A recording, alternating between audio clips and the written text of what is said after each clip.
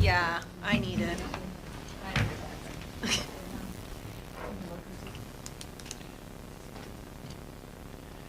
Okay, yes, I did, look at, I had all of that on there, wow.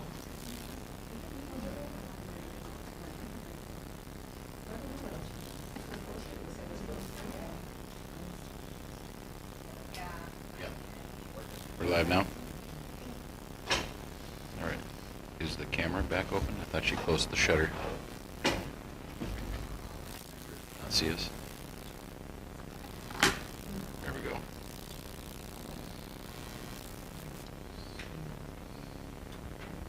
Are we good? All right. Okay, we'll resume from a short recess here. Next is the consent agenda. The approval of meeting minutes from April 13th, approval of payment for claims, approval of finance reports, and approval of the enrollment reports. I'll make that motion. Motion and, okay. Motion Sonia, second Amanda. Any further discussion? Hearing none, all those in favor say aye. Aye. Opposed, no. It carries. Reports. Start with the Burnt Rainy Elementary report from Principal Hanson. Welcome. Hi, good evening, everyone. So, a couple things, and you said 6:15? Yeah. Yes, okay. So, we concluded at Burnt Rainy the state assessments, which would be MCA, MTAS, MCA alternative. Math and reading closed on Friday, May 1st, and science closed on May 8th. We are done with that. Last Friday was a big day. It was our third annual yearbook day where all students from Head Start through 5th grade got their own yearbook donated by Fagans. And so lots of excited boys and girls, and definitely a lot of appreciation from all of us. But every student, including Head Start, got their own yearbook. So a special thanks to Fagans again this year for supporting that. Working on Fun Day, which will be Friday, May 22nd. We are just getting some final details out, and then that will be shared with parents, but that is the date it will be held. Mrs. Hins may touch base on this, but they are doing a senior walkthrough at Burnt Rainy on Friday, May 29th at 8:15. Field trips are also something that is supported by the golf tournament that Fagan puts on for us. We have a number of field trips that our students are involved in. Upcoming ones, we have first grade going to the zoo up in Freeport, which that's a new one to the area. Third grade went to the Watertown Zoo last week. Kindergarten is going to Greenwood Nursery in Marshall. Second grade is going to the SMSU Biology Department in Marshall. Fifth grade is going to Jeffers Petroglyphs, which they've done before. We also have a couple surprise items for students coming up on May 28th. And then for some of our older kids, also our school patrol trip is on June 1st. So lots of things happening with field trips. Staffing update. I would love to say that we are totally filled. We are getting closer. We have had many long-term subs this year.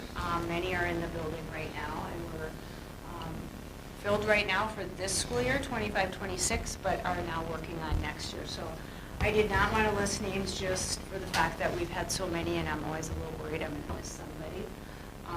Finishing up some of the couple long-term sub positions, as well as a special ed partial position that we're hoping to fill here shortly for next year. So, questions for me on 1 through 6? Questions from Ms. Hanson? No? Tried to go fast. All right, I am going to invite Sherry Schneider up. Sherry, I asked her to come and share with us, specifically with you, just kind of where things are at with literacy in the district. And I will get it up here in a second. We do have to, we may have to interrupt this because at 6:15 we have a hard stop meeting with our architect. So just as a reminder, Mrs. Schneider serves as part-time title interventionist and also part-time literacy lead, which is a required position from the state. And she is going to be highlighting some of her work and staff experiences in the last year. I Turn it think, over to you. did we get this attached to board book? As a Yes. PDF? So, let me see, where do I go to? Right Slideshow. on top. Yep, There you go. big one. Start from beginning. You go the next slide. So with our, sorry, I hardly have a voice, but we have phase 1 and phase 2 literacy, well, what do you call it? Training. Yeah, required. But, and we had 6 teachers finish phase 1 just last month. We have 3 first grade teachers, 2 second grade teachers, a third grade teacher. So in the last 2 years, we've had 16 sessions of 3 hours each. So they were very excited to finish their training. Also on the next slide, we have 1 early childhood teacher who finished the Letters Early Childhood program. That was Lexi Smith. You can go to the next one. And we currently have 5 phase 2 starters, and they have until 2027 to finish with phase 2. You can go ahead and click. And then here's what we have currently, that the ones that still have to have training. We have 1 kindergarten teacher, 1 special ed teacher, and 2 early childhood teachers that will have to have the training yet. We've also done the new screener, the 4 through 12 screener called CAPD Read Basics, and that's been interesting, but they're using word recognition and decoding and reading efficiency as the dyslexia indicators. So we've been working with both buildings, trying to decide how to best work with that data when we get it turned in. Also, we've had para-training. Go ahead. There's been 38 paraprofessionals who have started the training. 26 are completed, and 12 have a makeup day on the 4th if they've missed any of those 4 days. So they did 4 sessions of 2 hours. 2 hours each. Yeah. Yeah, this is required, Yeah. so, not a YME requirement, state requirement. We have also been doing some data meetings with our teachers after every screening period. I sit with them and go through their data and determine which children need the most help. That's where we decide which ones, well, we already know which ones are getting special education, which ones should be first into Title I, which ones should have progress monitoring in the regular classroom. And we take a look at that after every screening period. So that's happening right now. And then also, we started a new phonics program in the elementary. It's functional phonics and morphology. And the teachers have really loved it, as well as the students have loved talking about phonics and how it works. Kindergarten's on board for next year, so that will be exciting to get them involved too. Also, we've had some days of in-service where we created Phonics 101 for our teachers and put the 45 most common phonics rules that all teachers should know. We had an hour in-service on that. Also with Clover, I've been working with Dylan Lindstrom in 6th grade, going over the syllable types with that grade level. So that's been fun, kind of sharing information in both buildings. And then we've been working hard at getting our MTSS team up and running, and it's a work in progress, but I think we've got a good start going. So a lot of changes happening. And that's it. That's quick. Wow, we rocked that. Yeah. Really positive. Do we make it? Liz Preston, right? 6:15. All right, any questions? If you think of questions later, just let us know. Okay. Okay? All right. Okay, thank you very much. Thank you. We will jump ahead to the meeting with our building project and bid update with Preston Early and Ari Morton, and then also architects.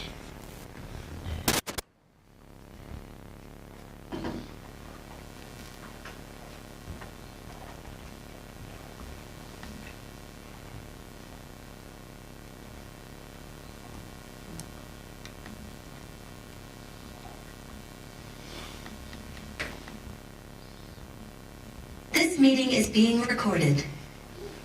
And it's running loud. Good evening, Jim. Can you hear us?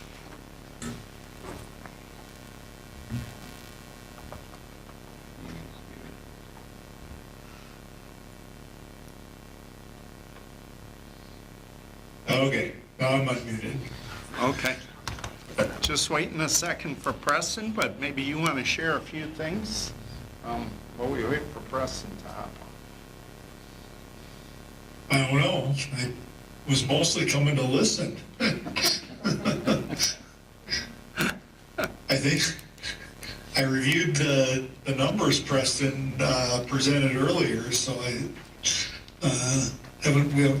guess I haven't had a chance to go in a deep discussion, but it seems to be relatively good news. So.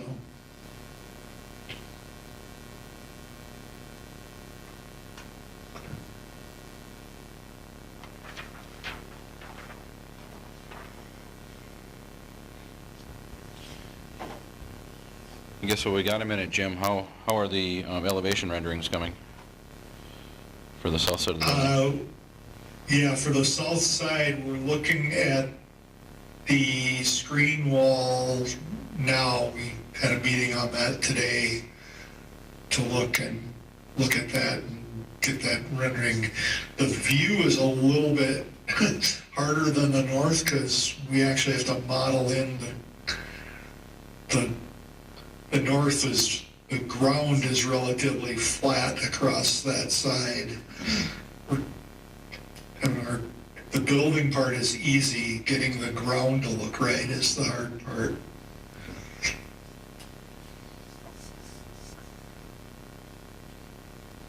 Preston is too loud.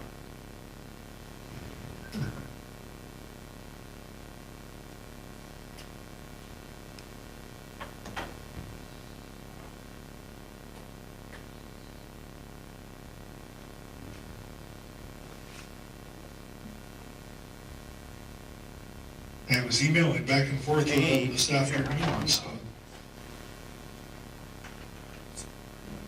Okay, thanks. Okay, thanks, bud. He sounds way. He's firing it up right Okay. now.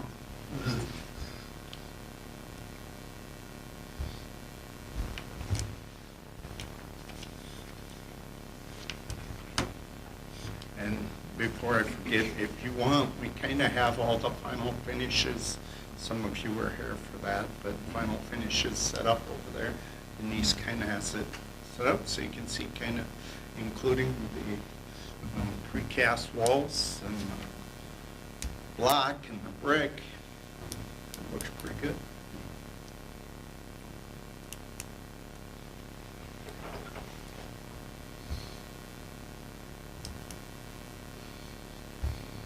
Guess you guys didn't need to be so fast.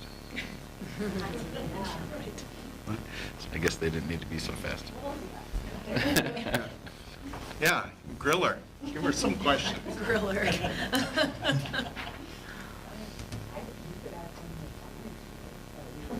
There we go. Yeah, do a phonics lesson quick.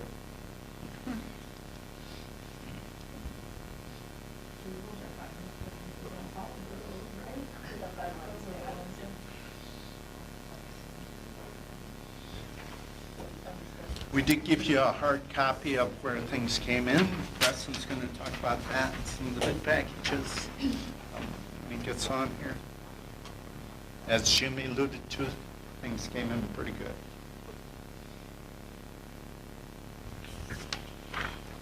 What's the denotion in Green Ridge, just so we can talk about that out loud? Yeah, so the green just means they're still open. Those are all ones that we don't have a price on. For example, the track replacement, resurface. We have 600,000 in there. We haven't gotten a bid or a quote on that.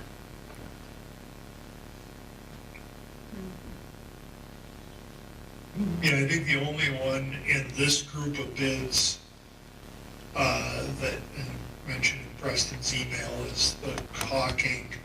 We only got one bid on that, and it seemed higher than what they expected, so I think they're recommending not accepting that bid, but we're holding that dollar number. Probably taking all Preston's glory right now, I'm telling you. Yeah. Yeah, so he's exactly right. So our intent will be to have that for time and materials. We'll contact a contractor and have them submit a quote for time and materials. meaning we won't know exactly how much it will cost. We will have an estimate.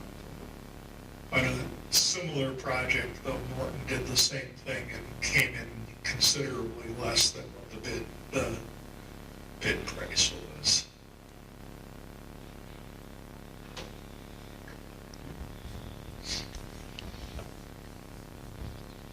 You must be having some terrible difficulty. Yeah. Where's my computer? Got the audio all figured out tonight, though. Yep. Thanks to Stacy, Denise, and Jeremy. Rich, you don't have to let him in, do you? It doesn't- It would pop up, admit.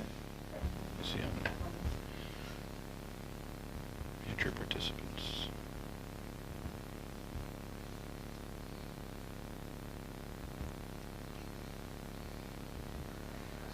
You can invite him. If you just bring up the list, it'll show if he's in the waiting room.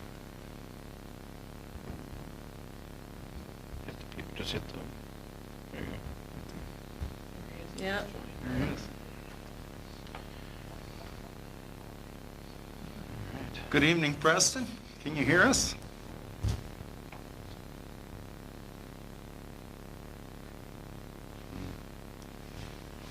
Hey, Rich, can you hear me? There you go. Yes, we sure can. I am not hearing you. Can you hear me? How about now?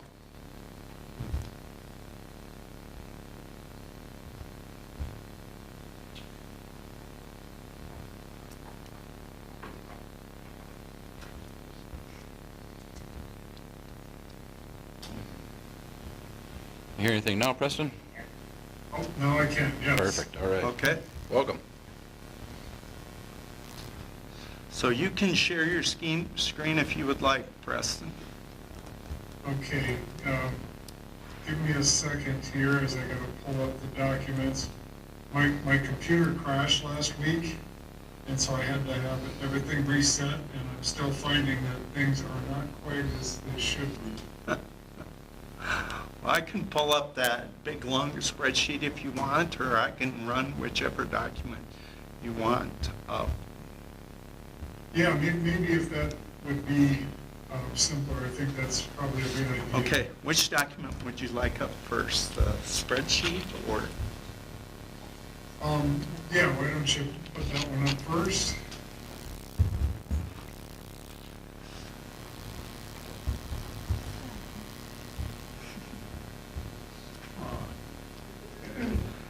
Okay, take me just a sec.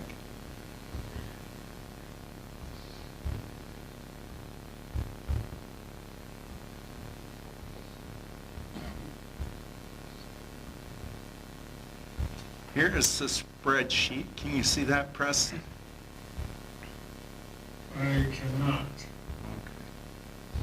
You have to go back in your Zoom and hit share.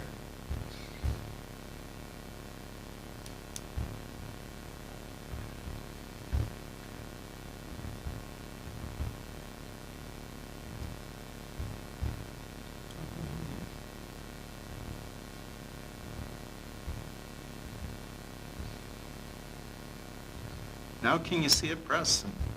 Yes, I do, yep. So wanted to give you a glimpse of where we're at with all of the project numbers to this point. This includes all of the bid packages 1 through 4 results, and then the allowance categories that we have set aside for either things that haven't been bid yet or will be bid in a bid package 5. And so that column, let me see here.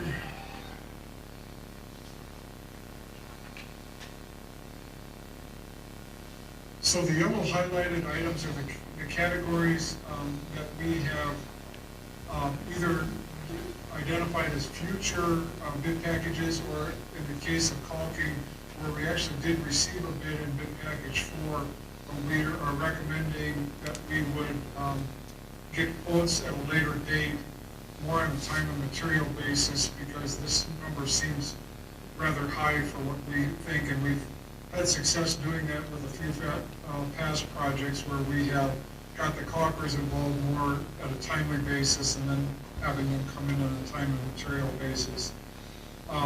The ID devices is the category that covers internal signage, which is yet to be determined on the level and detail for that. But it also includes any other types of signage things that you might look at. I know originally we had talked about potentially a message board or something like that on the exterior, so that's the category for that. The grouping of highlighted areas are the bid package 5 items that would include the things to do with the track and football field, the lighting, concessions buildings, those types of categories yet to be determined. So we have those as allowances, and the numbers I have shown in there are directly from the review and comment document, so those items are still there. There's a highlighted item that's called PR number 1, and that's to cover things that have been identified throughout the various bid phases now as we coordinate things from precast to steel to all of the masonry concrete. And that's a PR proposal request that's currently being factored or priced by contractors. And so I'm allowing a $600,000 amount for that. And a lot of those items come up as a result of the plan reviews at the state that are looking for additional detail or things that are combined through the engineering and architectural design from one phase to the other. So I've got an allowance category built into the budget already for that. Then the last category that's highlighted is the site and design contingency.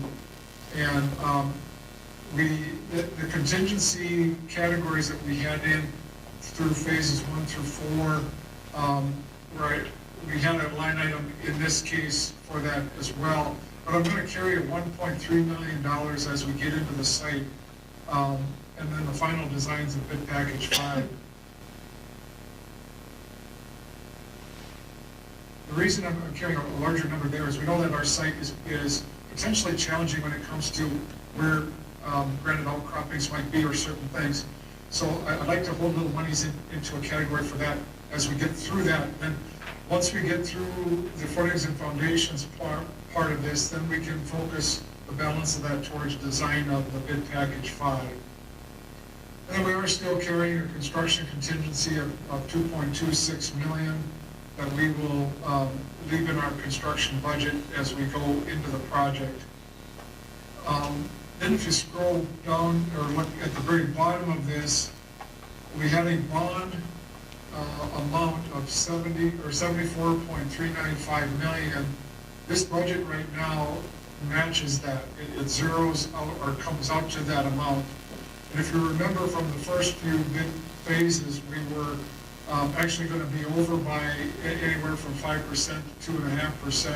So each bid phase we've come in closer to in line with the budget, and now this budget with those bid package 5 categories yet to bid out, we are showing that we are right on the bond amount. This is the bond amount. It does not cover any bond premium that you might have experienced with the sale of the bond and or any interest earnings. So we're managing it to the bond amount at this point, but there could potentially be some of those monies to be reviewed and I guess potentially allocated down the road. So the good news in this is that as we've come through bid packages 1 for 4, we really are coming in right on budget. Everything looks really good. So we're real pleased that this bid package 4 ended with the results that we will jump into next. Any questions or comments up to this point? I guess looking at the budget precedents, Jeremy, just looking at that, some of the things that I see that you've added that maybe weren't in the original budget that we can maybe take note of that we were able to take advantage of because of the savings that we received would be the northeast parking lot, And then also the maintenance shed, which was something that we were looking at taking out of contingency, but we're able to fit Oh, it, yes. fit it into the budget. Those numbers are, thanks for bringing that up, Jeremy. I kind of skipped over that. But those two alternates that were accepted, the parking lot and the standing seam roof for the maintenance garage, those are already added into this budget. So we're able to add those things in as a result of the bid results. So yeah, thank you for bringing that up. I bypassed that. Questions about any of these numbers? Okay, all right. Hearing no questions, Preston, move forward. So Preston, do you need any of the other documents up for you to review here? Yeah, so then if we go into the, Bid recommendation. go to the bid recommendation.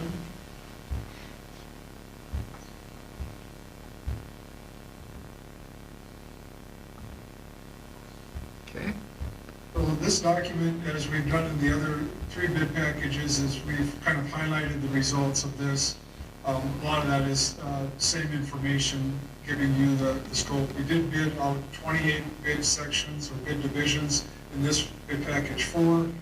And then if you go to the next page, provides a detail of who we are recommending here.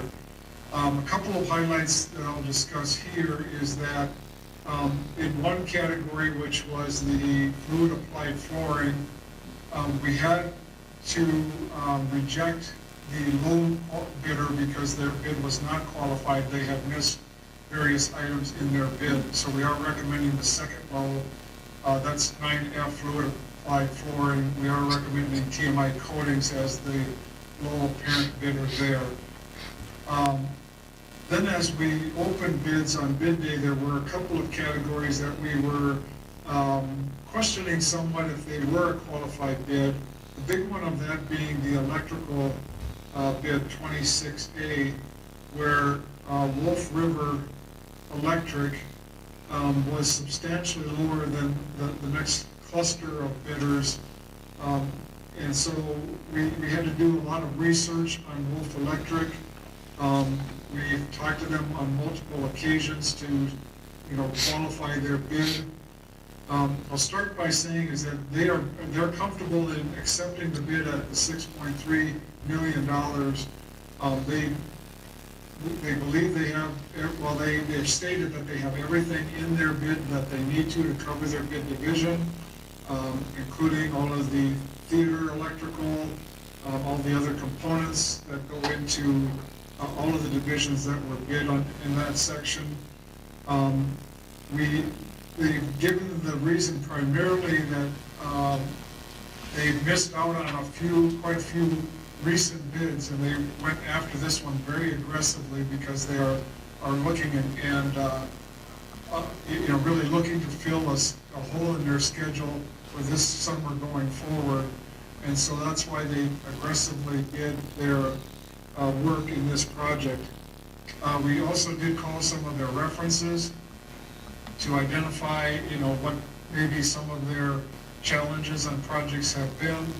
The feedback that we've gotten is that we will have to be diligent with them on their paperwork, especially the front-end submittal information that is sent through. That has been a challenge with some contract work that they have done in the past. And then also that, just to make sure that we communicate schedule expectations with them. But at the end of the day, the references we've talked to have stated that they're qualified and are capable of doing the work. We just have to make sure that we have a clear understanding with them of what our expectations are. It will be the first time that we've worked with Wolf River Electric. But again, in the reference checks, some of those references are groups that we know and feel that they've given us a pretty fair evaluation of them. Pretty much the rest of these items or contractors, we've also done a thorough review on all of those sections too, and I feel comfortable in recommending them as the qualified bidder for this bid. As mentioned earlier, the 7D joint sealants, we are recommending rejecting that bid, and then we will go back and talk with a few of the caulkers or joint sealant companies that we've worked with in the past and do more of a time and material relationship. We felt that we could do better than the $156,300 in our final selection there. I am still carrying that amount in our total recap, or budget recap, but are fully expecting that it would be less than that. Again, there then was only the- one bid submitted in that bid package. So. Some of that we've experienced too, that especially in a multi-year project that we have here, it is challenging for some companies like Caulkers to give a qualified bid when they're not really sure what, 2 years from now looks like for them. They are more of a season-to-season kind of contract rather than those that are typically used to working out 2 to 3 years at a time. We did have one alternate in this bid package, and it was in relation to the building automation system. The base bid was to provide a system like Poppe Companies, and that's who you are currently working with in your controls. The alternate was to provide another provider. It would be a savings of $14,866. That contractor would be Johnson Controls. We are recommending not accepting that or to reject that alternate. One is because you already have familiarity and a service experience with Poppe versus Johnson Controls. Nothing necessarily against Johnson Controls, but just to invite a new contractor in at this point, we felt it was better to stay with the system that you currently have and are very familiar with. And I would say too, I've worked at Johnson Controls at a couple of my other buildings. The fee structure is different with Poppe's than it is with Johnson Control. So that's just for the management of it to get it to that point. We will need to pay some fees throughout the year, so we didn't analyze those fees within that structure. Yeah, I did talk also to Mike Dolish, the mechanical engineer, who has a lot of experience with both of those contractors. And while we didn't ask for what their service fees are, his experience in general is that going forward, the service fees will, and probably the lower service fees and probably better response time from Poppe.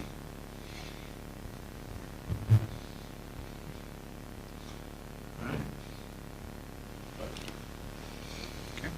Any questions on the bids? No? All right, hearing no questions, Preston?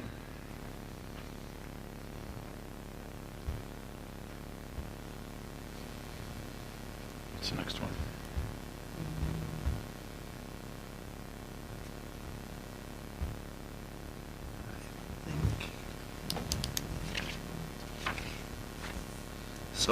So that document there is the official request in that flooring package that we went to the second low bidder on, and so the fluid applied flooring.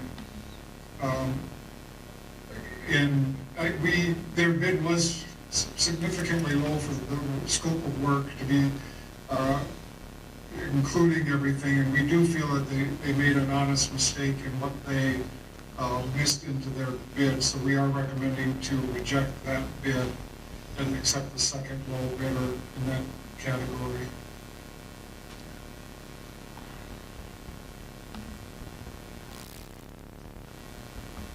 So they're requesting to withdraw their bid. Correct. Questions about how that works?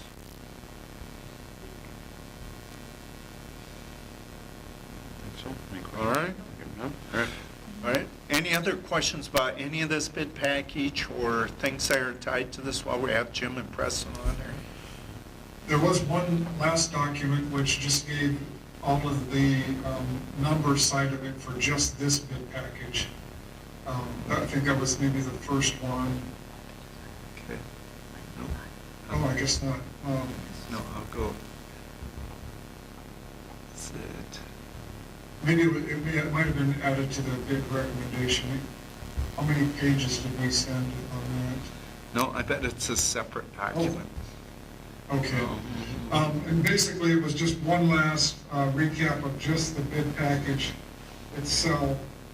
And what we highlighted in that was that this bid package 4 came in about $1.1 million less than what our estimate had been at the time when we had bid packages 2 and 3 out. So it just highlighted that we did well in this bid package, and that helps us then come back to being on budget for the total project.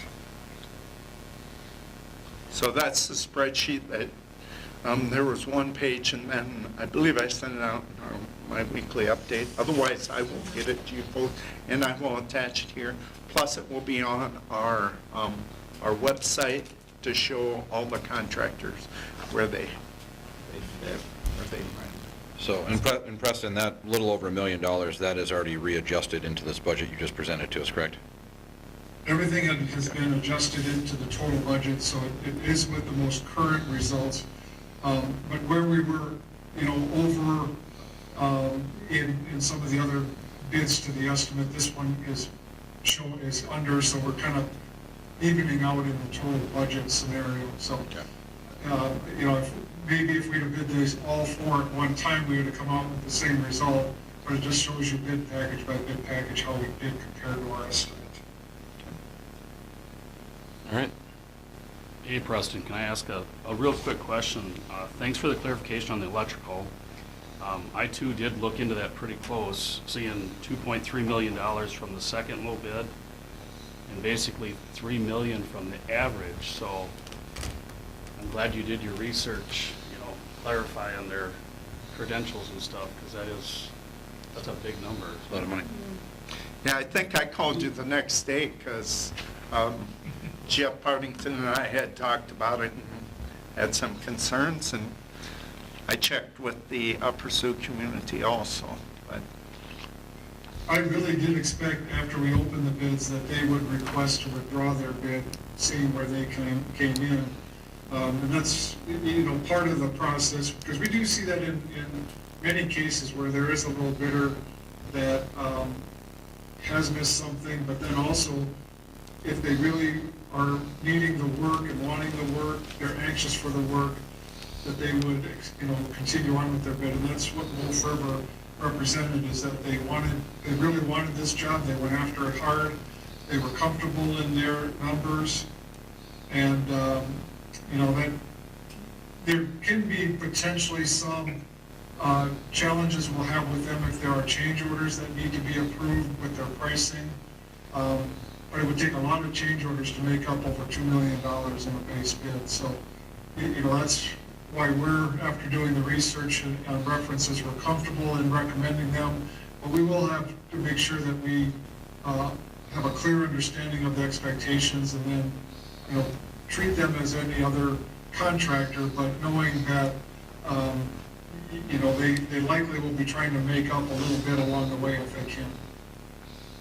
Say, Preston, that is one of my concerns too, is the change order side of things. I've seen people get bids before saying things are good, and by the time you get to the end of it, it turns into an absolute nightmare dealing with change orders. So, as long as they're comfortable. We didn't have enough of a reason to reject their bid. They did have a bid bond also, which, includes with that, they will have a performance and payments bond in place. So, there's going to be some good check marks along the way to make sure that we keep them on task. But it is something that we'll be concerned about and keep a watchful eye over the entire course of the project, because we can't let that hinder our progress on the project.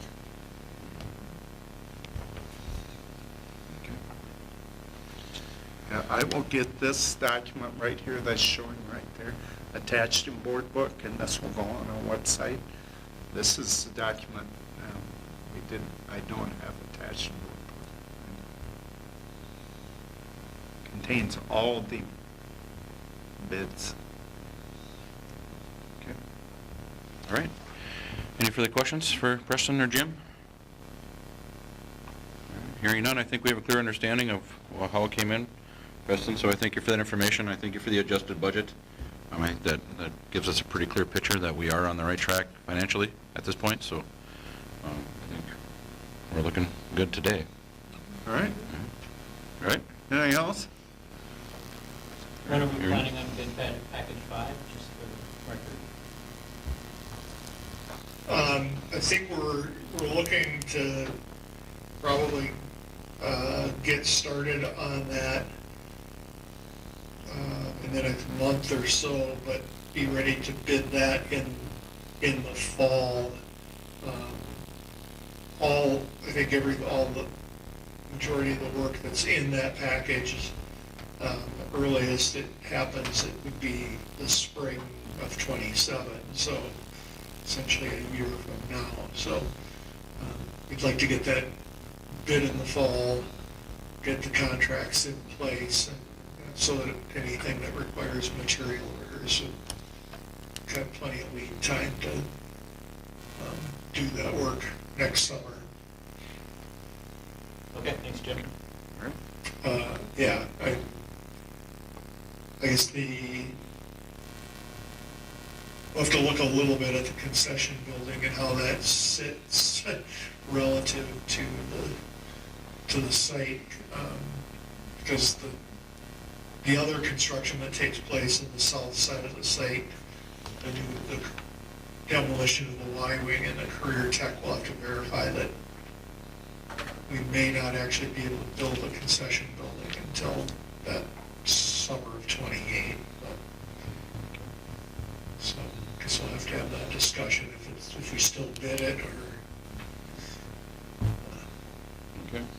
or hold off on that. All right. All right. All right. No further questions. I appreciate your time, guys. Thank you. Thank you. Hey, Rich, I see the next agenda item. Is there any reason you need me for anything on that? Other than your expertise, if you want to hang around. I can for a few minutes if there's. Okay, so it's a different.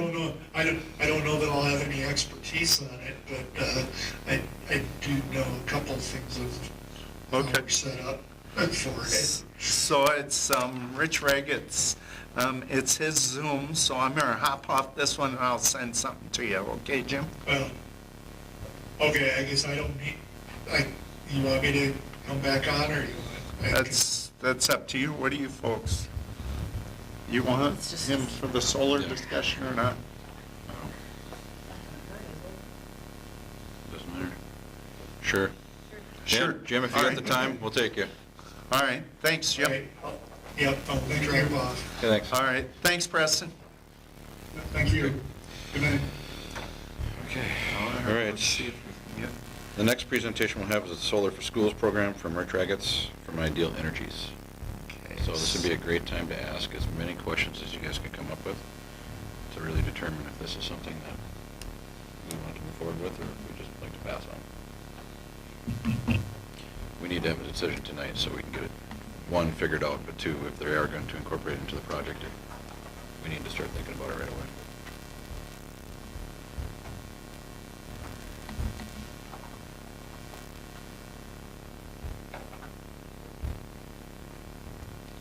And two, how would that change the scope of the electrical package we just are approving? So, yep, that's a good question. I do know the answer. It's okay. All right. Did you ever find out if we needed to do a bid on this versus just? It's below $175,000, so we do. Yep, sorry, I didn't communicate that.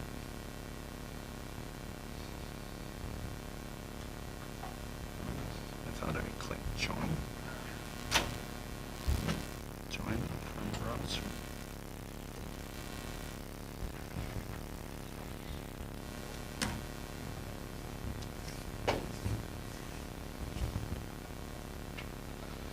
Hi, Rich, can you hear us?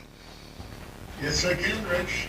I've got Jim Wilson, our architect's going to try and hop on here. So Okay. I sent him the information, I invited him, so if he asks to join, go right ahead and invite him in. Okay, great. I know Jim. Good deal. So, how would you like to do this? I think I'll turn it over to you. You can start your presentation, and I've got it displayed here, and we'll ask questions through me. Okay, so everybody can see my screen then, huh? I will get it so it's that way. I'm just finishing resending something to Jim. Make sure he has it, and then, yes, we can see your screen. Okay, great. Well, thank you, everybody, for letting me come back and give you another presentation with regards to the Solar for Schools Round Number 9 project. That we have funds that are preliminarily approved and wanting to kind of get approval to move forward with the next steps here. And so I'll slowly go through some of the details here. Again, this is a 59 kilowatt project. That's the largest size that we can do with your local utility. And we'll match this up with your construction schedule once it's ready to be installed. We can do it whenever it works for the district. So I'll just kind of go on to, here's the page. So this is kind of a summary of all the stuff. It's a 59.88 kilowatt DC solar array that'll create 67,365 kilowatt hours of power. In year one, it creates about $4,500 worth of energy savings. And we're using your actual utility rate. We have a utility rate escalator here. And we have, during those first 5 years, we are going to be operating and maintaining the system, coming out a couple times a year, making sure that it's working properly. And that's a charge that we'll have over those first 5 years to do that. Here's the total price of this system is $155,950, which ends up being $260 a kilowatt DC. And that's right in line with the average cost to do a solar array in the state. It's actually at the low end of the range. And so there's going to be a $93,570 Solar for Schools grant, and also a $62,380 tax credit, which is a direct pay. So those two things right there, they add up to the purchase price of the system. Here's some details on the panels. We're talking about Silfab 580 watt panels and Fano panels. Also, we need two different panels so that we can meet the domestic criteria, which is right here. And so we get you to that point, and that's a big reason why we're in the front of the line in terms of the grants. So here's just kind of some of the Solar for Schools stuff, and again, here's that $2.60 that we're talking about here for the price of the system.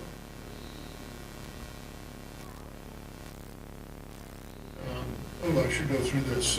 So here's to date what we've done. We applied for your grant and got it. We did a consultation. Rich and I did with CERTS to get that additional bonus points for making sure that we're in the front of the line for the grant. We submitted the readiness application grant. We have educational materials that we've shared. We're working through the final electrical engineering documents, and that's kind of a work in progress because of the construction project out there. along with final construction engineering reports.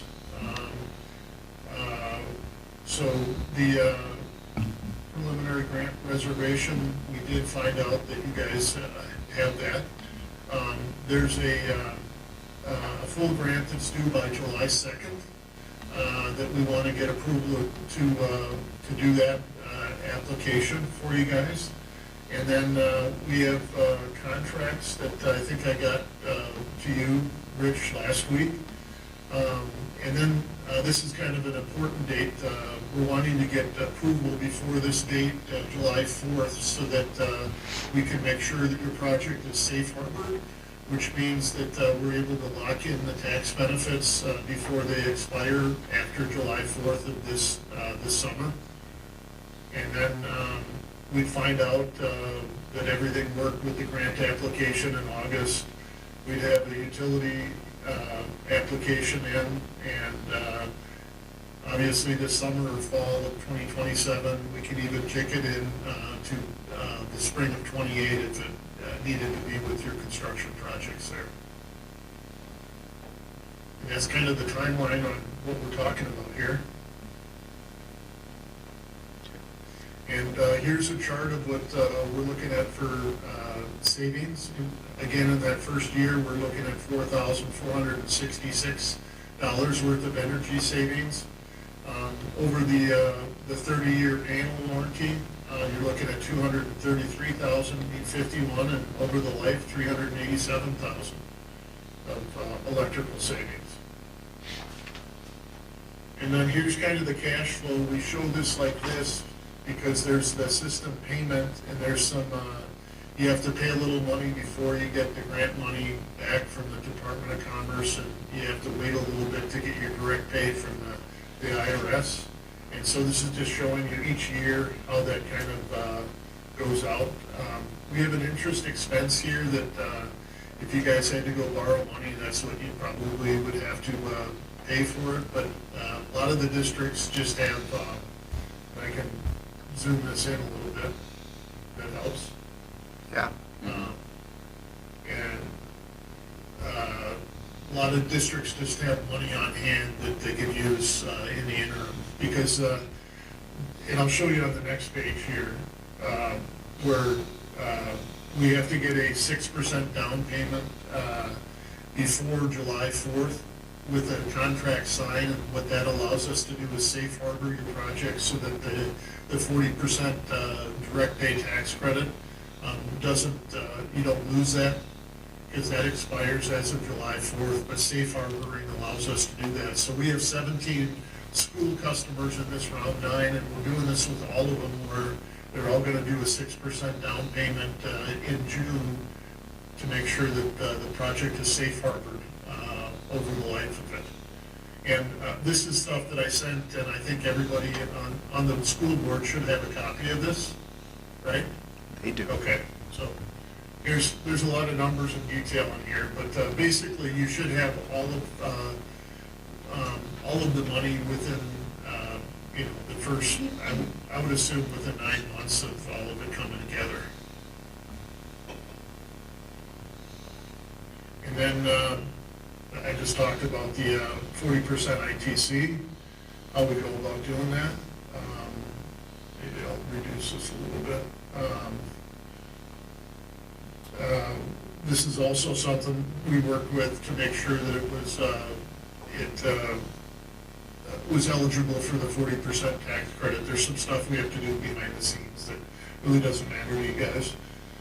And then here's the program requirements, and as part of the meeting these obligations, the way we're going to do this with all the schools, and we've done this with most of the schools that we've done business with, is in order to satisfy the procurement statute, we do it through a guaranteed energy savings contract.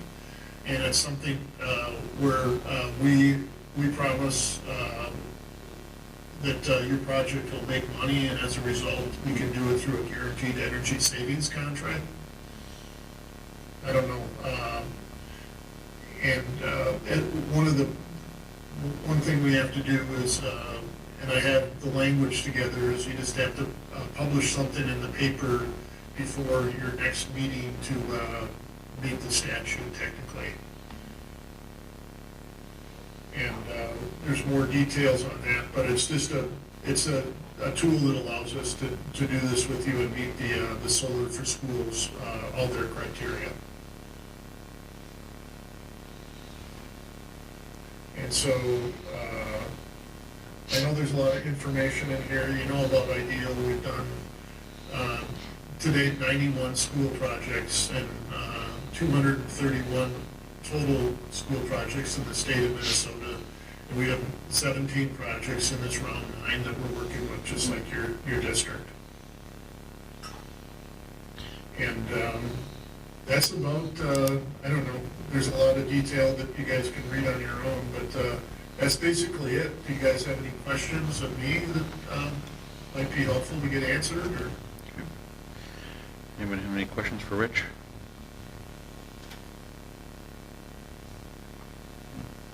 Question about how it works. I know I shared some FAQs that Rich has answered for us, but So Rich, maybe just a little bit more clarification, so maybe more for me than anybody else, but so you said you've worked with 91 districts with 231 different projects? Or is that? Not 91 districts. I think we've worked with 50 districts. We've done multiple projects for many districts. Okay. What was the 91 and the 231 number you gave us? Well, we've done 91 projects in the Solar for Schools program in the first 8 rounds of that program. Okay. And so we've done 91 projects in the first 8 rounds, and in round 9 we have 17 projects in the Solar for Schools program. So we've done probably, I don't know, 80% of what's happened in the Solar for Schools grant database, the STAR company. Okay. And your company is structured, so now we would buy the equipment from you, you guys would install the equipment, is that correct? And then our contractor would hook Yes. it into our system? Okay. Could you walk us through that a little bit? Well, our company, we're vertically integrated, so we have everything in-house to deliver on this project, including a structural engineer that's been working on this, master electricians, electrical company, design people, installation crews, and behind the scenes to put it all together. Okay. And we'll deliver you an energized system on your roof that, and we'll make sure that the roof warranty isn't voided as part of the construction. I would assume you'll have a brand new roof membrane on there.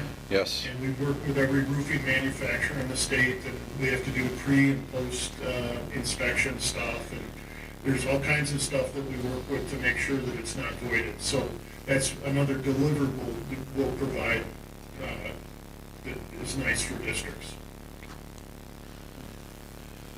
So how does that, I guess we just had a presentation from Preston Yearly about our bid package number 4, which included our electrical package for a contractor. So back to my question, now that we're approving this, Yep. and we haven't yet given this the green light, how does that change? Or how does that work? Correct me if I'm wrong, Rich, I believe your company handles all the hookups. Nothing is designed at this point. When this is approved, your company will handle all the hookups and everything to the electrical system, correct? Yes. Okay. Yeah, so we work with whatever electrical is there and design it so that we can hook up into it. And what happens is there'll be a bi-directional meter that's put in, so it keeps track of the energy. Maybe there's some days, because you're at school, you probably won't be sending much, if any, back to the grid, but if you did, you have a bi-directional meter that keeps track of that, so you get the retail value and benefit of that energy. So you're not selling it back to the utility at a wholesale rate and buying it for retail. Okay. And then Get the full bill. after you install it, then you also do maintenance on the system through a maintenance contract at a certain dollar amount per year, correct? For the first 5 years, yes. And how much was that a year again? It's like $599. Now- Warranty on the panels is for how many years? There's a warranty of 30 years. We also have a production-based warranty that after 30 years, it'll still be producing 85% of the nameplate capacity from day one. So they still have some real good, production left after from years 31 through 40. So that's the panels. How about the other equipment? What's the warranty on, say, the inverter? The inverter has a 12-year warranty. And it should last longer than that, but we have a replacement event at year 13 with that.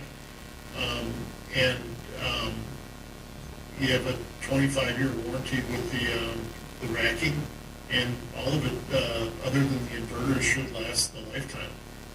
The racking is stable, though. It's not, the panels are not moving, correct? They are fixed No, panels, correct? they'll be at a 10-degree pitch, directly south-facing. And Correct. People don't use trackers in Minnesota because of the climate. It's not good with the gears and the ice and snow and everything. So the 30-year warranty on the panels, is that a direct replacement or is that a prorated cost, say at year 20? It'd be a replacement of the panels. Okay. There wouldn't be a residual that we'd have to pay based on age, okay.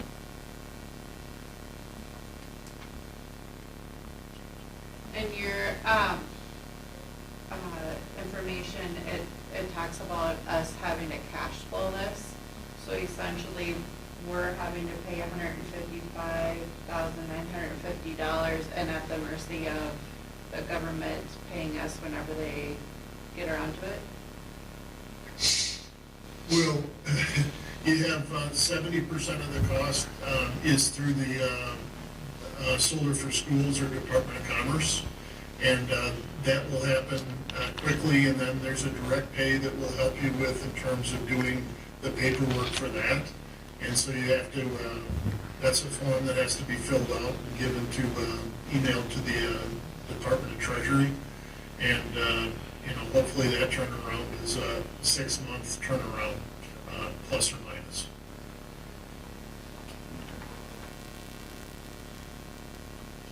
So potentially we would have to replace the inverter 3 times over the life of the 30-year, well, twice, replace it twice after buying it initially, I should say. Yeah. What's the typical cost of an inverter? It's like $6,000 to $8,000. And it's one And the for the prices go whole down. array, correct? What's that? It's one inverter for the entire array, correct? Yes, correct. In fact, these inverters, these are the most popular inverters in the world. It's an Israeli company, SolarEdge. And they used to allow you to buy up, you still can buy up to a 25-year warranty, but because the price of the equipment has come down so far, it doesn't make sense to do that. So that $6 or $8 grand is going to be less when you have to go buy another one in 13 years or 14 years. Along those lines, what have we seen for the solar equipment? What's that cost reduction been over the last 5 to 10 years? If we needed to buy replacement panels or something in the future. Well, the panel pricing has fluctuated a tremendous amount because of the tariffs that were out there. So I can't really give you here's what's happened, but they've been as high as 65 cents a watt and as low as 25 cents a watt, really. And now they're hovering around 40 to 45 cents a watt. Are these, So, these panels you're talking about now, you have possession of them, or it's Yes. just a consistent pipe? Nope, okay. You have Yes, we do. possession. Okay. And where were they manufactured? The SoFab are out of Jacksonville, Florida.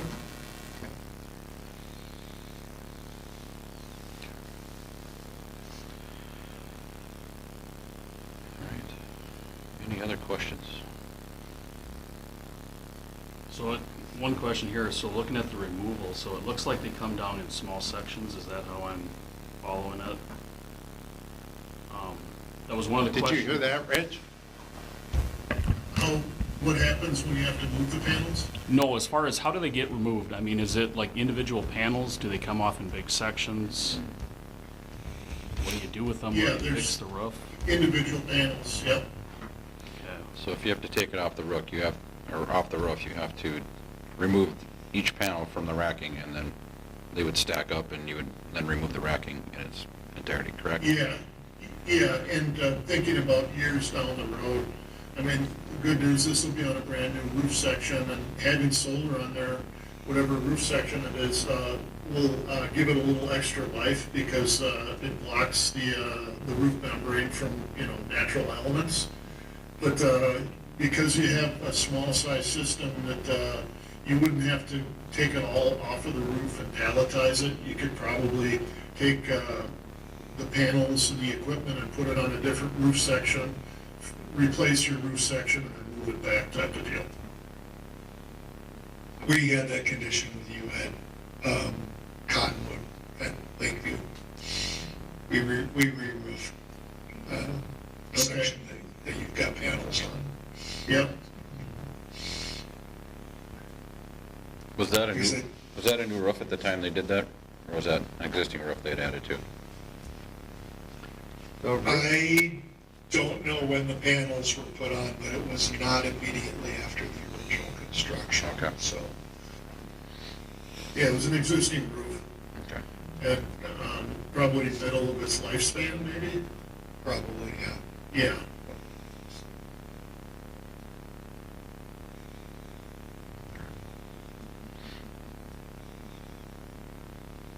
Okay, you mentioned, you said, make sure it's a 56 kilowatt? Mhm. Or is that 59. 59.88, wasn't it? Okay, I'm gonna call it 60 then. Yeah. So, have you laid out specifically which roofs that's going to be on and how much area that takes? Yeah, I mean, it takes up it's about 3,500 square feet, and we have it laid out in the front. We don't have, because it's under construction, this is what we got here.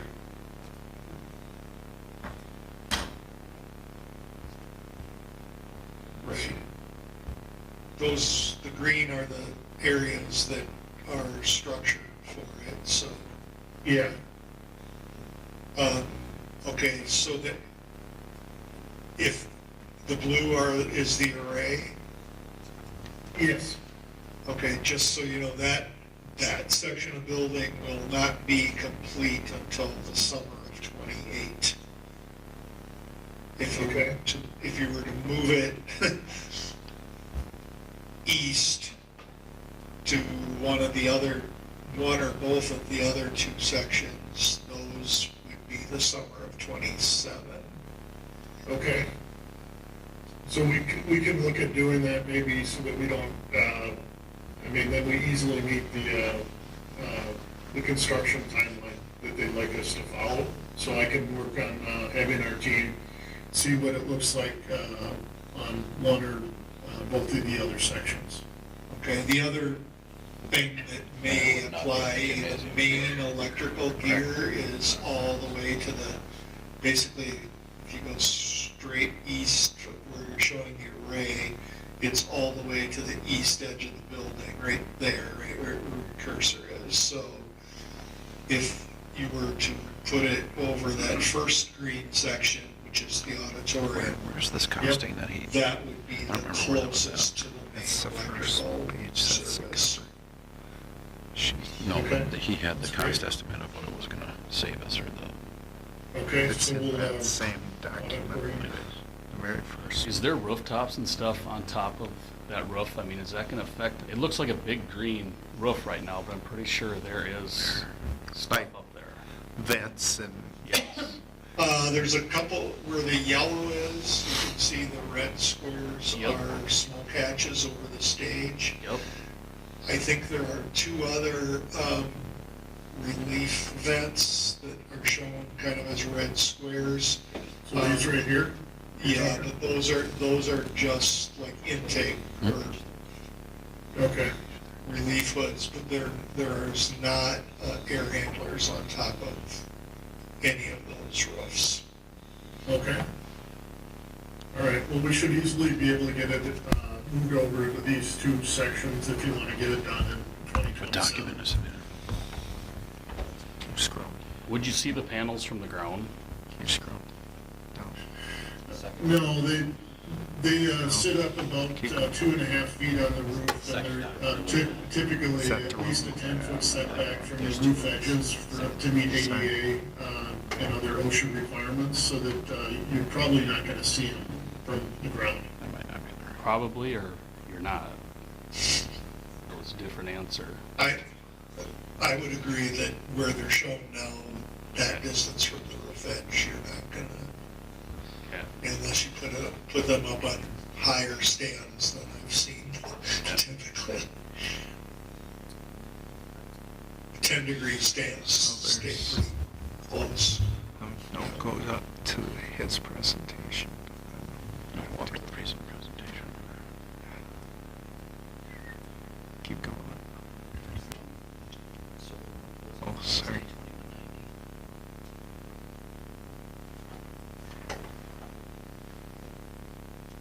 It's important.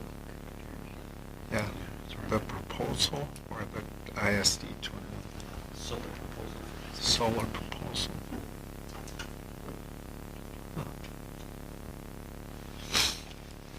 Here, must be this one.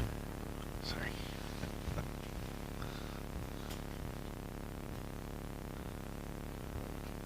We have two different proposals in here.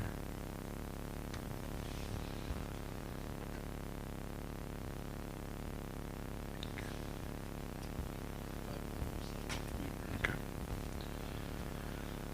Any other questions, or? So this 387,000 proposed annual savings over the cumulative over the life of the project, does that include calculations like the inverter replacements every 12 to 15 years? Or is that additional from that? I think that, let me see here.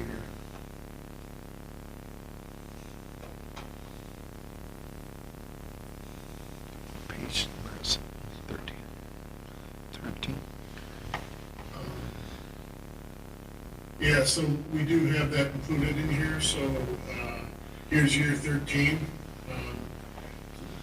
Actually, the inverter is a $4,962 inverter, and we're increasing these even though the price has been going down.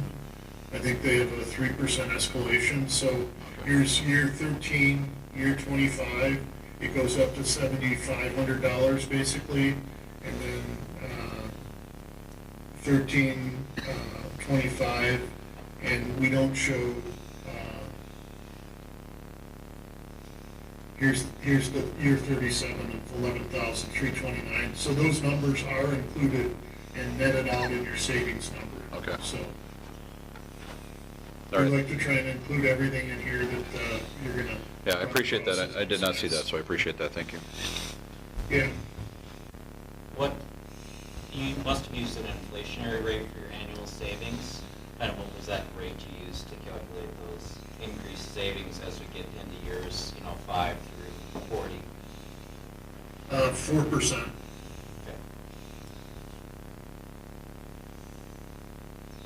And like we've seen, the big utility that kind of sets the standard is Xcel. And over the last 5 years, they've increased their rates by a total of 52%, so about 10% a year. And I just see utility rates with all the demand things, especially AI and quantum and stuff like that, are really going to stress utility rates, and they're going to go up more than 4% moving forward.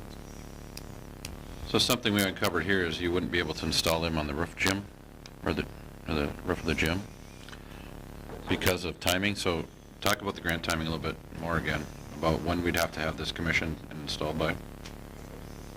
Well, it's 18, you gotta do it with 18 months of signing the grant contract.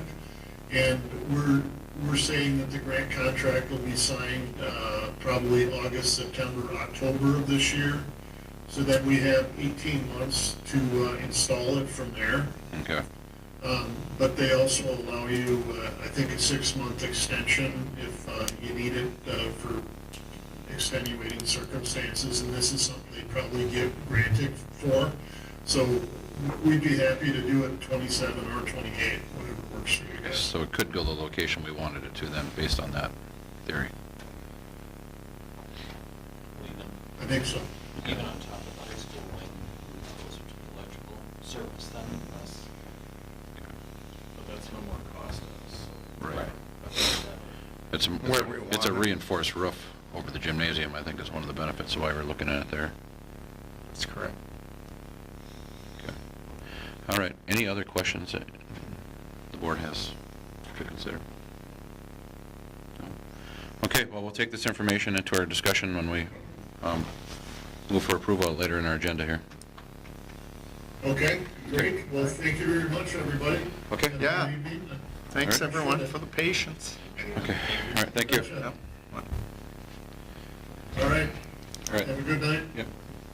Thanks, Jim. All right. Principal Hintz, thank you for your patience with us. I was not feeling very patient. That's okay. I was going to tag you to it, but that's okay. I'll come this way. 'Cause I'm all the way back behind here. Oh, sorry. I can grab it.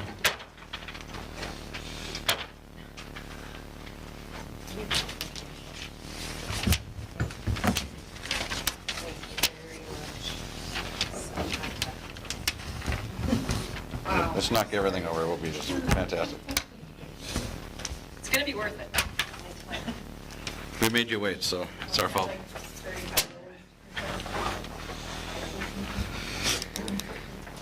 All right, this will be the Wyoming Middle School High School Board Report from Principal Hintz. I don't know if today you have to have your HD might be with like before you turn your computer on for the sound to work. So that's kind of what's clunky here. So I'm going to start with the end of my report. It's pretty brief, but it's really exciting. So now you can put the numbers and the energy part side of your brain and just look for the creativity. So I'm going to start with the end, number 5. Heartfelt appreciation to a few people here. Ben Lisi has been a long-term sub for us in grade 8 and a sub on the spot. He picks up everything for us, and we would be lost without him. Steve Petrick as well. He picked up long-term sub for Algebra 2. So we were very appreciative of them. So if you see them out and about, please share that with them. Cindy Lavin has also been a long-term sub for Mrs. Hafer as well. And Les Nelson, I don't know if any of you know him, but he came to school through, I think, a contact that Rich knew. He's a SMSU math professor, a retired math professor, and he really wanted to make like an impact still in schools. So he has been coming every single day at around 12:30. He goes up into the library and he meets with kids and helps them tutor on math. He'll also go to classrooms. He'll go to special ed rooms.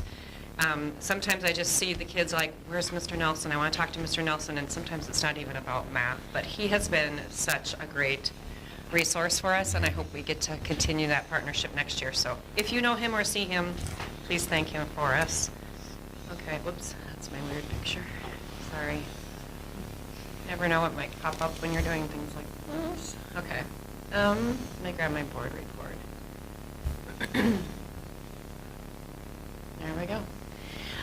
We have some staffing updates for next year. So we have Becky Lysath is going to be coming over and teaching social studies. We have a social studies opening. Melissa Snyder is going to be our new art teacher.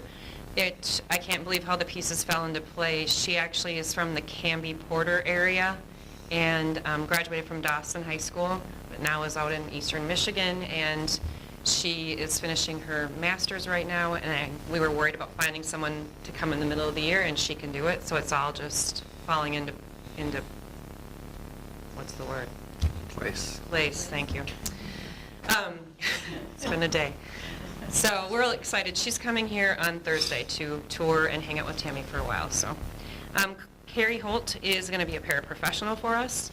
Landon Anderson, as you know, is our math teacher. And then Brooke Searing is a licensed ag teacher, but she's going to be our long-term sub for Kim Hafer in the fall. So we are fully staffed for once. And that feels really good, so. Okay, rubbing it in a little bit. But graduation, because it's safe to assume that you will all be able to make it. Hopefully, some of you have to be there. On the board, on the agenda here, it says May 26th for graduation. Please don't come on that day. It's actually May 29th, so no big deal. I do have a silly question. Are you okay if we don't have corsages for us and the honor teachers? 'Cause are you really set on getting that corsage? Okay. Can't pin them anywhere. No, because last year I think my hand Duct was... tape. You get post Yeah. anyway. Yeah, exactly. No, let's just not do that. Yeah. Okay, perfect. Medicine ball screening is still on Friday, May 15th at 1:30. We have invited all of the public via socials and emails. The two individuals that are featured are Leroy, I can't remember his last name right now, and the female student athlete is Vanessa, it's Lexus Red Thunder. She actually reached out after she saw our post on Facebook and would like to come to school, so she's going to be here and hang out with the kids. She's going to view the screener with us, and then she'll go to someone's advisory and do the talk pack with the actual filmmaker. So that was pretty exciting. So I'm trying to get Leroy to come. They both just graduated from Morris, so I'm not sure if he just went back to North Dakota. So, all right.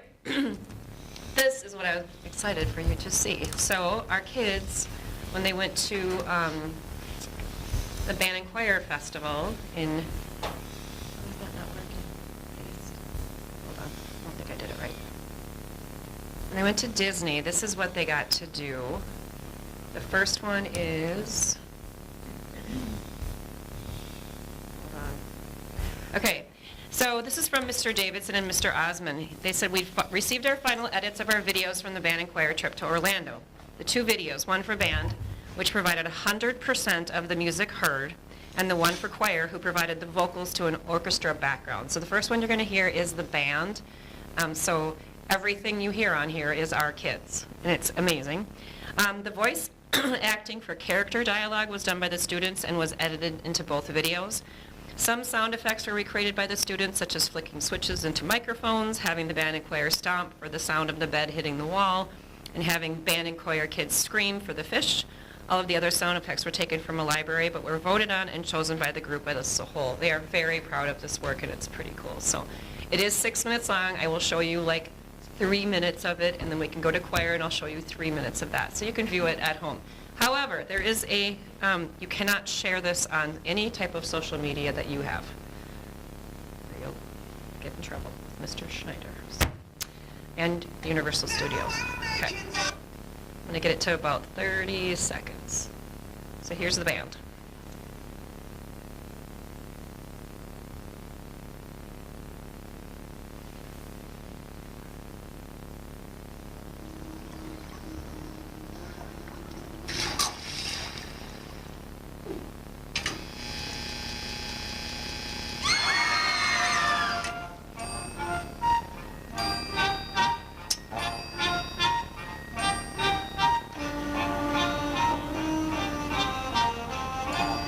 Now that's a need. Nothing unmanly about knitting. No, sir.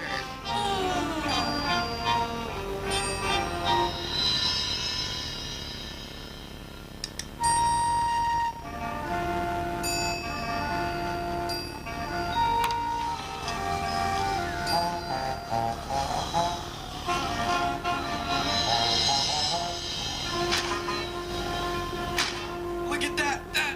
You! Who taught you guys how to steal a bed?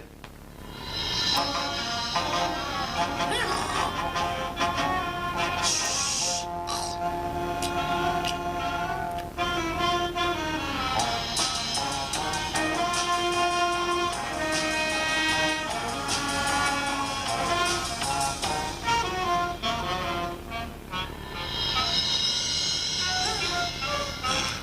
Okay.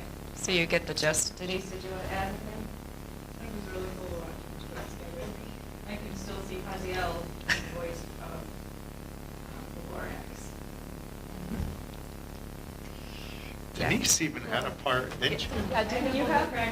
Okay. So the kids, they're like, did you watch it? Did you watch it? I said, yeah. And they're like, that's me. That was my tone. I'm like, okay, you guys, it was so good. It was so good. Okay, so this is choir. We'll start with that one. I think we'll get it past the advertisement here.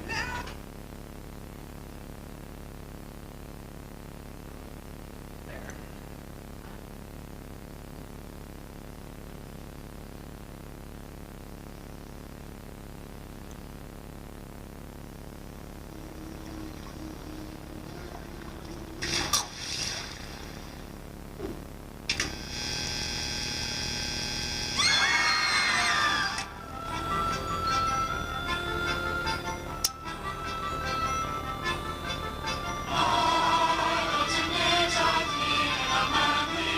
Now that's a need. Nothing unmanly about knitting closer.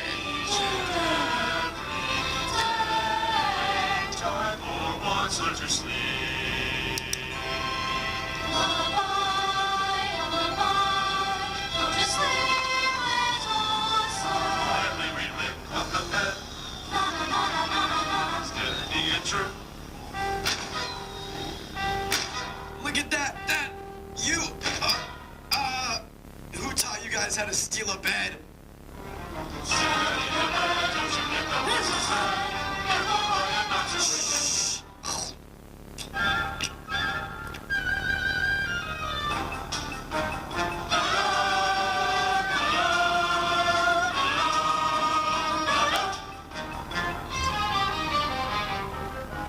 Okay, you get the gist of it. Very cool. If you want to watch to the end, then you'll see all the credits with all of our kids' names and everything in it, so pretty cool. So that was probably more enjoyable than learning about solar and millions of dollars. Very much so. Anyways, any questions for me or need anything? Any questions for Ms. Hens? Are All you right. running early on? This Friday? Yeah. With the Oh, we are doing, no, we're running a normal day. Okay. Normal day, yeah. It got too complicated to do an early out, but yeah, good question. Okay, all right. I didn't highlight all our field trips because there's like 30 of them. Anyways, thank you. Perfect. All right, thank you. All right, moving to district report, Superintendent Schneider. Okay, I give you a summary of the outstanding positions we'll have yet after tonight. So we do have little work to do yet there. Social studies will be filled tonight, but we do have early childhood special ed positions still open, and school psychologists, long-term sub second grade. We have some significant coaching positions for the fall right away. We have head volleyball, so if you know of anyone interested, that would help us out greatly if you could pass that along. Minnesota paid leave, we now have 7 people out on Minnesota paid leave, up from 4 last time I reported. There's an additional 5 anticipated individuals for next fall. One is expected to return this week. So, building update. So this week on Wednesday, we will have Dunix here. I will meet with Dunix and Preston and Ryan and talk about a blasting and paving plan for that parking lot over there. I hope to get closer to some specific days and have some information. I really want to be able to share that information with the neighbors over there. Quams and I forget who has the other house back there. I'd like to give them a little bit more information. I will do my best to get that done. They will be putting up some fencing, but it will not block anything for graduation. We'll still have those big front steps, so we'll still be able to use that for graduation. But then after graduation and that next week is done, everything is off. Then it's their property, the fence will go up, and they will start construction whenever they can get it done. So that gives them quite a bit of latitude to get it done. Old greenhouse and the maintenance shop are basically empty. Ben Collie has started removing some of the items there, the heaters and the AC. We are planning, or we hope to have a groundbreaking ceremony on June 1st at 2 p.m. If all of you folks are going to show up, we'll call it a work session. But it is at 2 o'clock. So if you're interested in showing up, I just need a show of hands so I can declare a work session or not. So how many would be able to make it at 2 o'clock on June 1st? 1, 2, 3, 4, 5. All right. Let's do it. We'll have to have a work session on June 1st at 2 o'clock. So that just, it's an easy way for us to make sure we do that. We'll have some involvement of other people, including R.A. Morton, Wendell's, and we're hoping to involve a few students to be able to at least get in a picture with a gold shovel. So, SOTA apprenticeship program, we have identified the 3 paraprofessionals and they have been notified. The other applicants have also been notified. With 3 paraprofessionals, we will need 3 teachers to act as mentors. Just as a reminder, none of this extra cost comes from our general fund. So it all comes out of grant monies. Then the next item is Birds Club. Kind of gave you an idea of kind of the numbers we're thinking. We have 22 students that signed up using the registration form for 5 days a week. 2 for 4 days, 4 for 3 days, 2 or 6 for 2 days, etc., etc. And then 14 are drop-in only. There are different fee structures for drop-in only. It will be $5 a day extra. If you pay for all week, it's $175. Otherwise, it's $40 a day for anything else. Questions about Birds Club? It's good numbers, I think. Yeah, we're sure hoping, and we'll increase the number of kiddos that can be supervised, and hopefully this will get us back in the black over the summer. So, all right. Compressed work schedule every summer, and I haven't talked to the principals about this, but we usually work for 10 hours, especially in the district office. The community ed and AD do not do that because they have their programming on Fridays usually. So they have not in the past participated in it. We decided that our business, or the business office, would run from 7:30 to 4, which are normal business hours Monday through Thursday, with no hours on Friday. They'll still put in 10-hour days. So, all right. I share there a communications update from Crystal. We've been working on some things such as groundbreaking, etc. She's got a nice update there. We'll get out a newsletter, I believe is due this week, right? So we'll have some articles in there. I'll talk a little bit about parking upcoming. We're going to have to do quite a bit of communicating with people about how that parking will be impacted. So, legislative update, not going to read through that. It really hasn't changed significantly. I would recommend, if you have a chance, to get onto some of the updates that are happening from MSBA or MREA. They explain things much better than I am going to. And that's basically it. We'll review the bond portfolio management report and accept it, but good news is you see that lower right-hand number, $121,000, in addition to our premium, in addition to things kind of falling in below budget at this point. All right? All right. Any questions from Superintendent Schneider?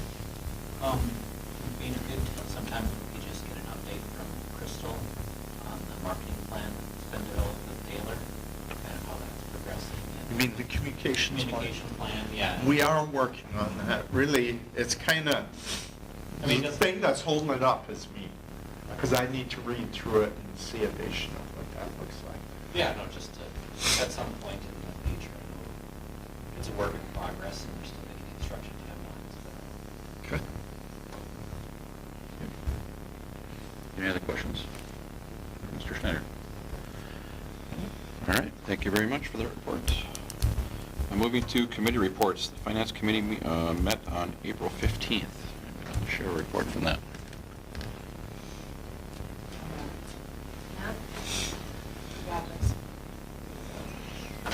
All right, thank you. So for April 15th, we went over kind of estimated PSEO costs, just kind of general upward trend that we've had for those costs to promote that kind of as part of our school programming. And then we went through some of our school-funded programs, talked about the wellness program, the Champions of Spirit program, and that based on budget constraints, we're looking at cutting those for the upcoming year. We talked about kind of just transportation costs, and how we're going to try to increase van usage for some of the smaller events versus buses to help save money there. Staffing, kind of went over staffing, just head counts, et cetera, based on the budget. And with that, just kind of leave those recommendations up to the administration for the staff for the upcoming school year based on the budget. And you'll see some of our new hires that we do later on in the agenda to replace some positions.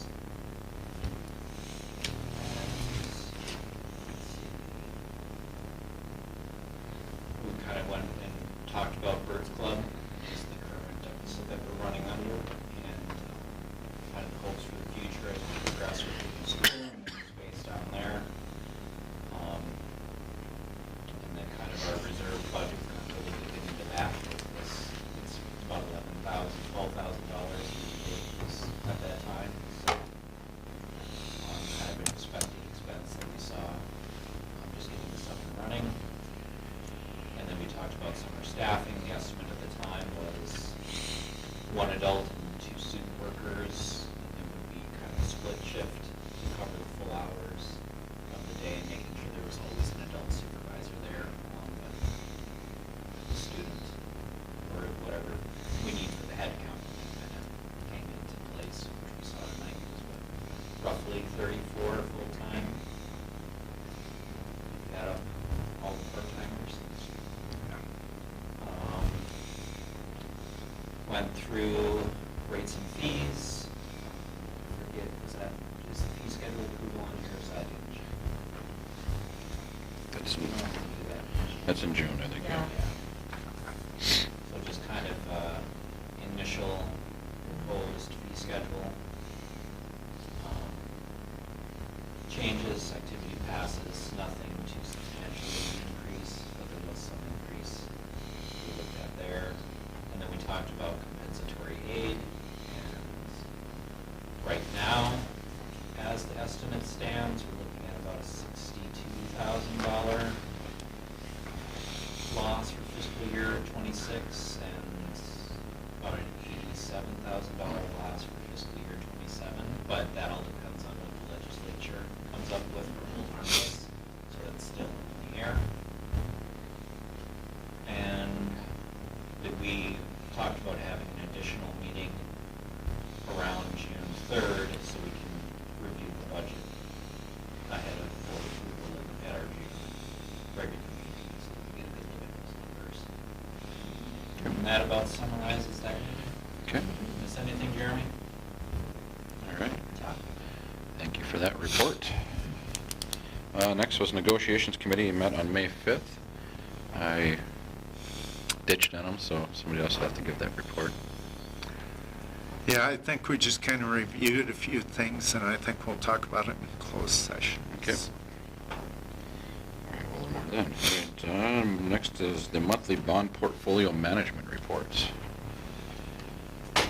Like I said, that was on my report. You saw that it grew 50,000 over the past month, so that was good. Oh, good news. Okay, any questions or comments about the portfolio report? Hearing none. We already did building project update and then Solars for Schools program. So we'll move to new business, personnel items. So we have 3 resignations to approve. One is a conflict of interest for me, so we'll separate that one out. So let's break out resignations for number 1 and number 3. So accept the resignation of elementary teacher Jenna Lisi and accept the resignation of middle school, high school paraprofessional Javon Herring. Okay. Motion to approve. Is there a second? I'll second. All right, motion and a second. Any further discussion? All right, hearing none, all those in favor say aye. Aye. Opposed, no? All right, carries. And then the next one would be accept the resignation for middle school, high school paraprofessional Spencer Day. Motion to approve by Zumble. Second. Motion approved and a second. Any further discussion? All those in favor signify by saying aye. Aye. Opposed, no? All right, and I abstain. All right, and then we have new hires. We have several, so I'll read through them here.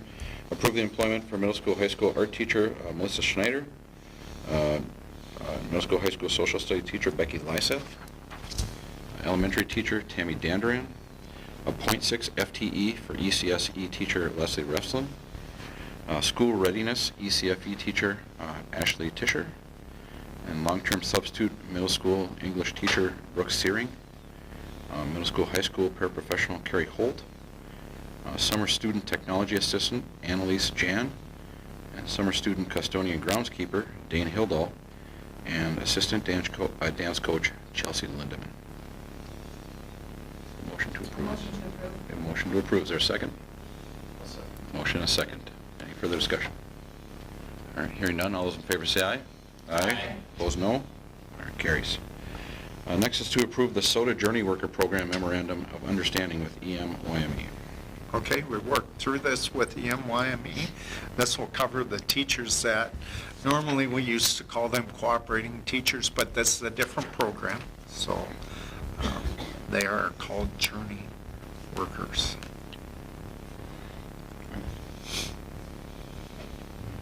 Any questions, comments? All right, hearing none. Is there a motion to approve? Motion to approve. Okay, we have a motion to approve. Is there a second? I'll second. Motion and a second. Any further discussion? All right, hearing none. All those in favor say aye. Aye. Opposed, no? All right, carries. Next is to approve the SOTA Apprenticeship Program Memorandum of Understanding with MSEA. So this is with the paraprofessionals, and so just so you know, they will have more days and more hours. Again, this cost is covered by a grant. To help cover that, they will also be given additional pay to reflect the additional responsibilities in this position. Okay. This goes hand in hand with the last one we just passed. Correct. Is there a motion to approve this? I'll motion to approve. Okay, a motion to approve. Is there a second? I'll second. Motion and a second. Any further discussion? All right, hearing none. All those in favor say aye. Aye. Opposed, no. All right, carries. Next, we have to adopt a resolution discontinuing and reducing educational programs and positions.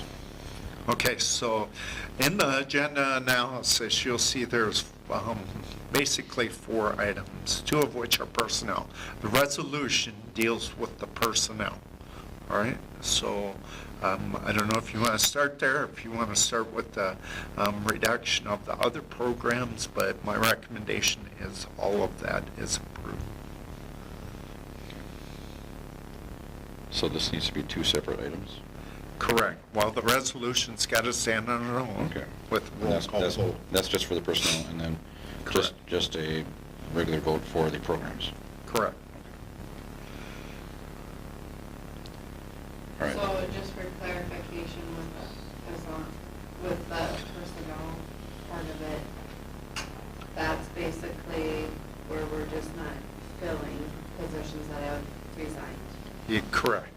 That's a good way to explain attrition, all right? That's why I think I started talking about it in January, that we were going to sit and not fill positions as a result.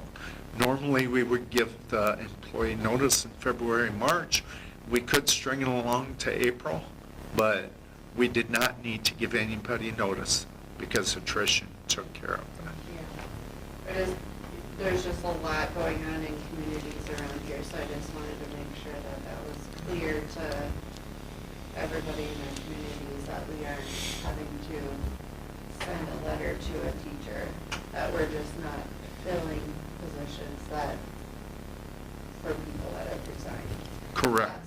Yep, there's no letter to send to a certain Yes. person if that, Yeah. correct. That's why I don't have to fulfill that timeline. Yeah. So, great way to explain it. And the programs that we're reducing are not actual classroom programs, they're Correct. Correct. district-related Yeah, programs too. so we fund our current wellness program because we're no longer part of Southwest West Central Health Care, Health Insurance Cooperative, which used to fund that for us. When we left that group, we funded it ourselves. Still saved us money on our health insurance. But at some point, that's money that we can save and not have to make as deep of cuts. Both of those programs, I think, are positive. I've heard positive things about both of them. Unfortunately, we have to tighten our belt. Okay. Any other discussion on this? If not, let's start with the programming piece of this. So that would be just a regular vote on reducing the programming. I'll make the motion to reduce the program. That's for the school-funded wellness program and then the YME Champions of Spirit program. Okay. We have a motion to approve. Is there a second? I'll second. We have a motion and a second. Any other discussion on that? Hearing none, all those in favor say aye. Aye. Aye. Opposed, no? Right, that part carries. Next would be a roll call resolution for reducing 2.0 FTEs at Burt Rainey and 1 FTE in math at YME Middle School, High School. There be a motion to approve this resolution? I'll motion to approve. There's a motion to approve. Is there a second? Second by Zumbo. Okay, motion and a second to approve a resolution to reduce basically 3.0 FTEs between the two schools. All right. Any further discussion? All right. Hearing none, this is a roll call vote. We'll start with Director Winter. Ron Winter, yes. Amanda Lee, yes. Laurel Christensen, yes. Sonia Peterson, yes. Jeremy LeBlanc, yes. Matt Zumbo, yes. Abby Richter, yes. Okay. Resolution carries. Next is the acceptance of bid package number 4. Okay, so that should be in there, including how we worded it. I think I put it in my agenda analysis, but it's also in the letter that Preston has provided us. So, I'll make a motion to approve. As recommended by Richard Preston? As recommended. Okay. Correct. All right. There's a motion to approve. Is there a second? I'll second. All right. Motion and a second. Is there any further discussion? All right. Hearing none. All those in favor say aye. Aye. Opposed, no? All right. That carries. Next, the acceptance of the solar proposal from Ideal Energies. We Okay. heard quite a bit tonight. Rich, Yeah. do you have anything to add to that? I have nothing to add other than to reiterate, we can't kick the can down the road. Let's make the decision. I don't think a month's going to change anybody's opinion on it. I hope you think you have enough information. So I have my doubts that we're going to be able to see the actual cost reductions, but if it's a third, it's $100,000. I don't know. Is that enough to say yes to? That's my still little hang-up. I think that we have to be good stewards of our taxpayer dollars and thinking beyond the initial excitement of the grant funding that we're getting. I know that the grant, we have to cover the upfront costs of this and be on the backs of the government paying us back, and I don't like that idea with everything that's going on. I just Don't trust that. I don't trust that. There's been 8 successful rounds of it so far. This is the 9th round for this particular program. So I don't see that that's an issue at all. You're refunded within 9 months from the federal government with your tax credit, and within 6 from the state of Minnesota. So, That's not guaranteed. well, you're approved for it, and once you're approved, then you do the paperwork. They've done it 90 times. If it wasn't successful, I don't see any issues with the other people in the program. And it's more than covers our annual maintenance cost and covers the cost of any replacement of the equipment. The equipment itself holds value. We could sell it off if we ever decided to do that. It's also an educational opportunity with a required educational program in addition to the grant, which has already been designed. An effort has gone in by the school to put that proposal together for prelim approval. So a lot of work has gone into getting this to this point already and getting it set up for our students. And solar energy is a future massive energy source for the world. So it's an expanding, growing field for our students to get involved in and get educated on. And hands-on is the best way to do it. I'm just wondering, did anybody contact any school board members from Lakeview or Tracy? I did not. I talked to school board members from each of them, and the Lakeview school board members would not recommend touching it. And the Tracy school board members said that they don't discuss it, which she said, I don't know if that's a good thing or a bad thing. So, but the ones that I talked to from Lakeview said if they were on the board when they decided that they were gonna do it, they wouldn't have voted for it. Did you ask what they don't like about it? It's been a pain in the butt since.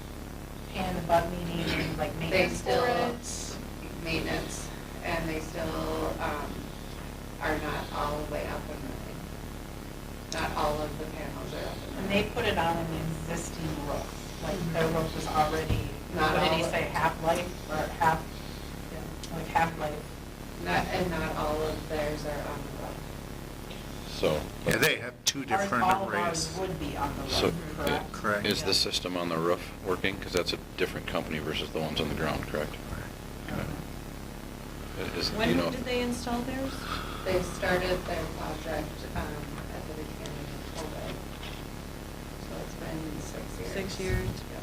so is it the ones on the roof that aren't working or the ones on the ground? A little bit of both. Does this company do more solar panels, like, besides just schools? Is it through? I think they do, but this, I don't know. I don't know that I could say that. Okay. Yeah. You see them popping up all over our county, really. Right. And so I was just curious if that's something. You see solar panels? Yeah, like more and more every day. And I don't know who the vendors It's are. such a fraction. I mean, I get the education piece, the way you Yeah. explained it, but your bang for your buck, this is like using a candle to light the town up. I mean, I think there's more that's gonna come with this than what people understand. I did feel there's times we could stump them if we wanted to tonight. I don't know, I mean, I went back and forth, I put a lot of time into thinking about this. And everybody's looking at the $4,600 a year, I get that. I will not guarantee, but in 30 years, I'll be shocked if we're getting the number he says we're getting. And I hope and pray they're not bankrupt or something else. You can say you've got an established company, but look at society today. Look at everything out there. There's no guarantees. I get what you're saying, you can turn around and resell them. Possible. is it worth $4,600 a year?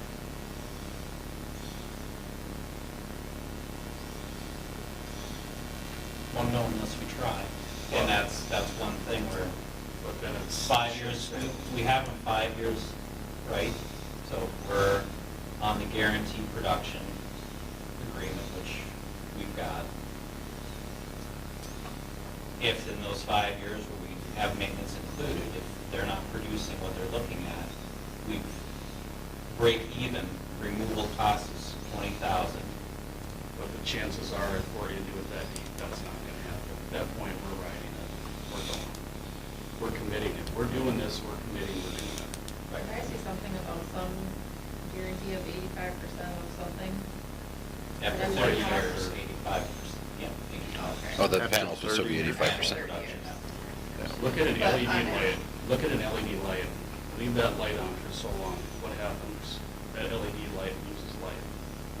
There's another one, 80% in 40 years, 30 years. On average, each one loses, even on year one, each one loses on average 2 to 5% productivity, each panel. So I don't understand after 30 years how each nameplate could have 85%. That doesn't. That's the warranty. That's the warranty. Yep. Now, that's what would the warranty would cover. If it's not producing Yeah. at 85%, that's under the warranty. Did we ever check with our, like, insurance to see, like, if the roof was damaged? Like, would that be part of our claims or? So, I mean, I ChatGPT searched it and thought it could be included in here. Sure. Standard for roof solar is Yeah. when you insure the roof, if there's roof damage Yeah. and you need to remove solar, that would be part of your insurance. Yeah. So they probably That's a good raise question, the though. rates. Yeah, you have to add solar to your policy, and the rates are in It's tough, I mean, I look at it both ways. I sent Rich a million questions, and I just reread through the questions. I don't know that anything's a slam dunk. I think the removal is gonna be harder than we think. I think our removal is probably gonna be harder than, say, Lakeview. And then you take them off, where do you store them during that time? Well, how much do you suppose each panel weighs? Probably not very much. So, I'm just thinking, if you do roof like what Jim suggested, and just put them on a different roof, and then put them back, which makes me wonder, why didn't Lakeview do that? So that must not work, like what I'm thinking. Because that's only part of Lakeview's roof, right? I mean, Lakeview's building's gonna be bigger than ours. My guess is you have to set up a crane regardless, right, to move it from one roof to the other, so you might as well just bring them to the ground. Yeah. But now look at the location out there. I mean, there's a lot of back put in, which, It's workable for the 1 or 2 times that we'd have to do it. they say, I'm not saying I'm for or Okay. against, I'm just. I'm kind of like Jeremy, I could make an argument either Right. way. Yeah. I really could. And I don't think I'm trying not to do it blind, but I get there's some negatives to it, but All I'm right. suggesting we pass it, so Anybody I'll else? go on record. Anybody else have any thoughts to share? Comments? If not, are we ready for a vote on it? Somebody's got to make a motion. I'll make the motion to approve the solar proposal from Ideal Energies. So we have a motion on the table to approve. Is there a second for that motion? Second. We have a motion and a second to approve the motion, or approve the solar panel proposal from Ideal Energies. Any further discussion? Hearing none, all those in favor say aye. Aye. Opposed, no? No. No? 5 yeses, 2 noes. All right, carries. Let's hope it works out. Yeah. Yeah, that's All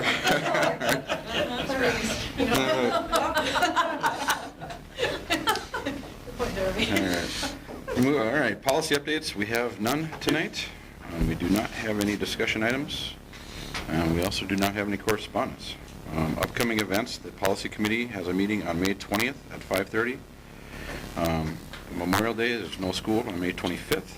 Commencement is in Esplin Gymnasium on May 26th at 7 p.m. 29. 29th, oh my gosh.